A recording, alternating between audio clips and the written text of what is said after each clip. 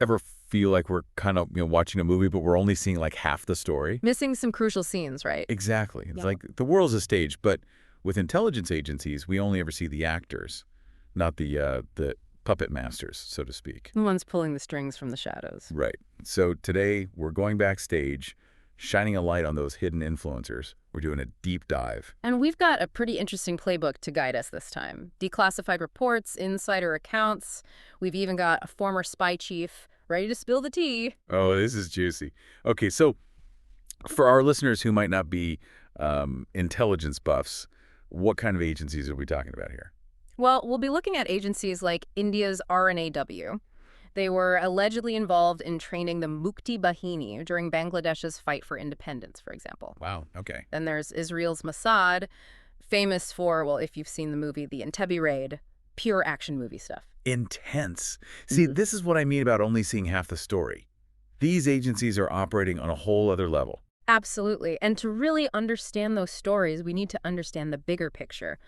What are intelligence agencies, really? Right, because it's not just like spying on people. Right. It's much more than that. At their core, they're like the world's information brokers. They gather, they analyze, and they leverage secrets, all to help their governments make decisions, especially when the stakes are high. So it's about knowledge, but it's also about what you do with that knowledge. Exactly. And that's where it gets really interesting. We're talking espionage, code breaking, and yeah, even covert operations. The cloak and dagger stuff. Sometimes, sure. But it's not all like that. They rely on a lot of open source intelligence too, things like news reports or even social media. Wait, really? Social media? But yeah, it's all about connecting the dots, seeing the patterns that other people might miss. Huh. So there's an art to it then.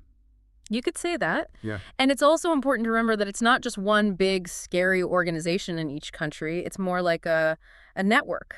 Each agency has its own specific specialty. Like in the U.S., you've got the CIA for international intelligence, the NSA for intercepting communications. That's signals intelligence, or SIG. Okay, I've heard of SIGINTA. Right. And then you've got the FBI. They handle domestic security. So it's more like a toolbox then. Hmm. Each agency is a specific tool for a specific job. Precisely. And just like any good craftsperson, countries tailor their intelligence tools to their own challenges, what they see as the biggest threats. Which brings us to our deep dive into India's research and analysis wing. RNAW. We've got this live talks transcript where former Chief Vikram Sood, he really pulls back the curtain on his career. And let me tell you, it's fascinating stuff. It's funny. One of the things that struck me was how he kind of fell into espionage by accident. Really? Yeah, it wasn't like a childhood dream or anything, which I think is really interesting. It reminds us that these agencies are filled with, well, normal people who took unexpected paths. Thank goodness for that, right? Imagine if it were all just like James Bond wannabes. Right. And Sood actually talks about that, the difference between the spy movies and the reality. Yeah. This wasn't sipping martinis in a tuxedo. He emphasizes the patience involved, the long hours, digging through reports, the pressure of making big decisions with sometimes very little information. That sounds intense. It is. These are decisions that could have huge ramifications. And we really see this play out in his memories of the Kargil War, where RNIW played a critical role. Now, for our listeners who might not be familiar, what was the Kargil War? Sure. So the Kargil War was a conflict between India and Pakistan back in 1999. And Sood talks about how RNIW used SIGINT, similar to what the NSA does, to intercept Pakistani communications. They were able to expose Pakistan's involvement in the conflict. Wow, so they were listening in on basically phone calls and stuff. Essentially, and it proves how crucial intelligence gathering is in a real-world conflict. Imagine being Sood in that moment, realizing what was happening. That's not some theoretical exercise. That's like people's lives on the line. Talk about pressure. Absolutely. And it didn't let up, especially during the 1980s. Pakistan was developing its nuclear program, and Sood describes this constant race against time. Trying to figure out what they were doing, what their plans were. Exactly. Trying to understand their capabilities and their intentions. And this wasn't just about India's national security either. It had global implications. Nuclear weapons. Yeah, that'll do it. Right. So you can imagine how intense those years must have been. I bet. So we're getting all of this from Sood's perspective. Right. Right. And while his firsthand account is invaluable, to really get the full picture of RNAW, we need to bring in some other voices, other perspectives. We need a wider lens. Okay, so where else are we getting our information from? Well, we've got these articles, one from the Council on Foreign Relations, and believe it or not, even Wikipedia has some pretty good information on this. Wikipedia, huh? Don't tell my students. Right. But they provide important historical and geopolitical context, almost like adding layers to a map. Okay, so they help fill in the gaps. Exactly. For example, they delve into RNAW's origins. It turns out the agency was formed directly in response to India's intelligence failures during the 1962 war with China. So they completely overhauled their intelligence apparatus because of that one event. It really makes you think, right? It's like, talk about a wake-up call. Right. They realized they needed a complete overhaul if they wanted to be prepared for future conflicts. And naturally, their focus shifted. China's still a concern, obviously, but from that point on, it seems like Pakistan becomes public enemy number one, intelligence-wise.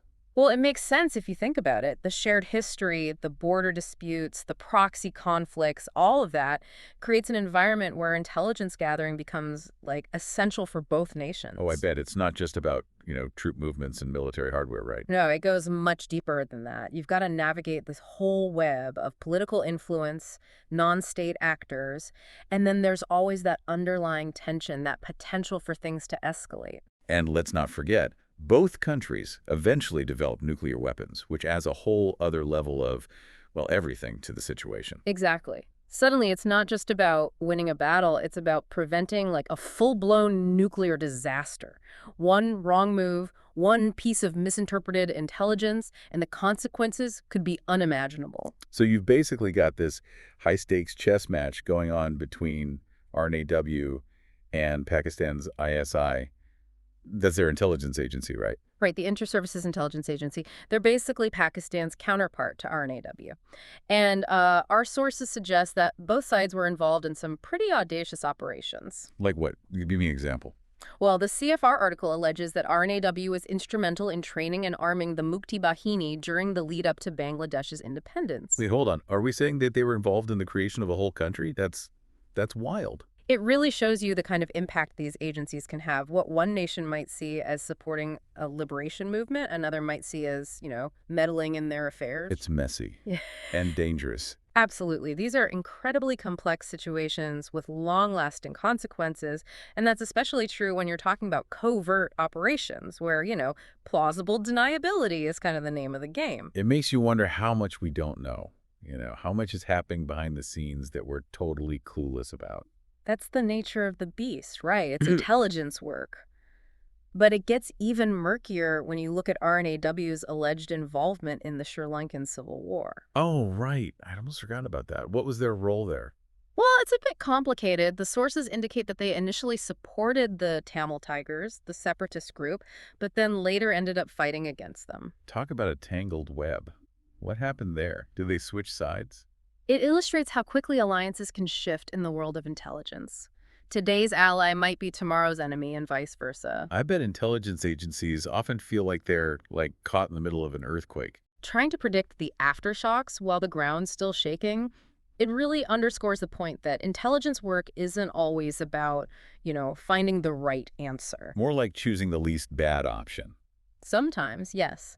It's about assessing risks, making calculated decisions, often with very limited information, and then grappling with the unintended consequences because there are always consequences. Speaking of consequences, the sources also mention this, like shadow war going on between RNAW and Pakistan's ISI. Right. There are all these allegations of bombings, clandestine groups, just constant back and forth, each side trying to one-up the other. It sounds like something out of a spy movie. It does, doesn't it? But the difference is that these are real lives at stake. And it's not just, rumors and speculation either. Some of the sources actually name specific covert groups like CITX and CITJ.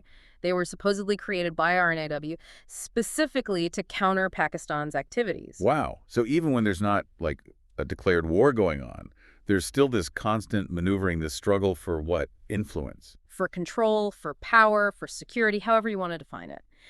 But the point is, these agencies are always working, always operating in the shadows, often doing whatever it takes to protect what they see as their nation's best interests. And it's not just India and Pakistan, right? Yes. This is happening all over the world. Exactly. Every nation has its secrets, its agencies operating in the shadows. So it's not always a shadow war, but there's always something going on. Always. We've talked about RNAW, but we've also touched on some other major players. Mm-hmm. The CIA, MI6, the FSB, Mossad.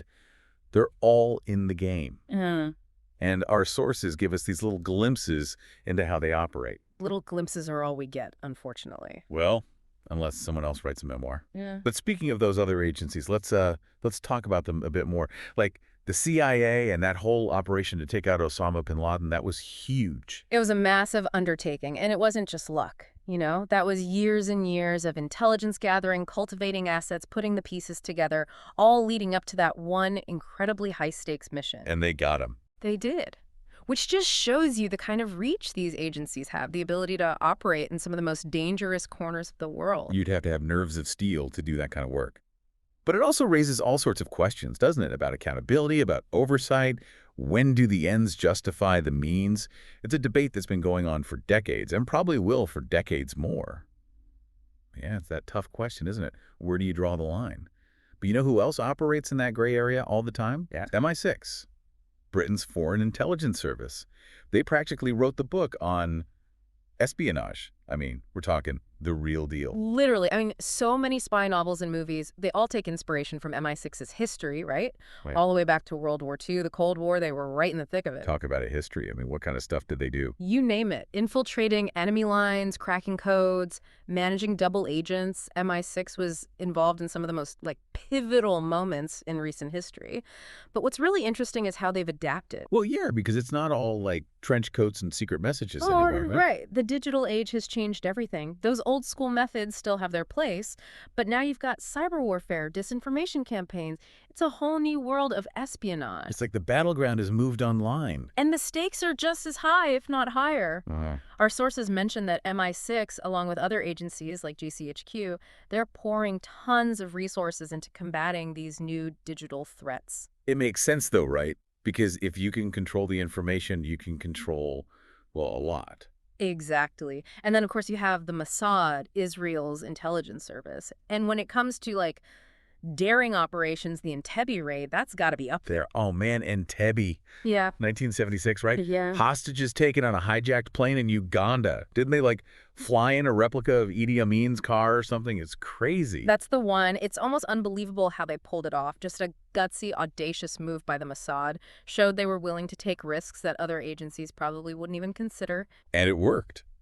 It's like something you'd see in a movie. It became a model, actually. Intelligence agencies all over the world studied the Entebbe raid, trying to figure out how they did it.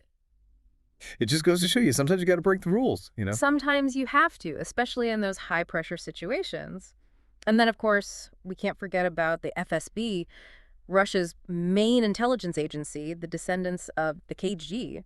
They've got quite the reputation. Yeah, the KGB. Everyone's heard of them. Yeah. But the FSB, they mostly focus on, internal security, right? Yeah. Keeping things in order in Russia. That's their official focus, yeah. But the sources we looked at, they suggest that their reach goes way beyond Russia's borders, particularly when it comes to things like cyber warfare and, let's say, influencing events. Right, because in this day and age, what even is domestic anymore? It's all connected. Exactly. Cyber warfare especially, it's a game changer. It's not just about stealing secrets anymore. It's about manipulating information, disrupting infrastructure, even potentially influencing elections. It's kind of terrifying when you think about it. Like this whole invisible war going on that most people are totally oblivious to. And it makes you realize just how much we rely on these agencies, even if we don't see what they do. They're making decisions every day that impact all of us, whether we know it or not. It's a heavy responsibility. Yeah. So as we wrap up here, it really begs the question, how much do we really know about what goes on in the intelligence world? We've talked about Bangladesh, the Kargil War, Entebbe, cyber warfare. That's a lot. It is. And honestly, we've only just scratched the surface. There are so many stories out there, so many agencies we didn't even get to, so many secrets still hidden. Right. And that's kind of the point, isn't it? That's what makes this whole topic so fascinating. Exactly. A deep dive like this, it's not about getting all the answers. It's about asking the right questions. And then, hopefully it sparks that curiosity. It makes you want to go out and learn more, to keep digging. To realize that sometimes the most important stories, the ones that really shape our world, are the ones we never even hear about. So listeners, next time you're reading a headline about some global event, remember, there's always more to the story. Always something happening behind the scenes. Keep asking questions, keep exploring. You never know what you might uncover.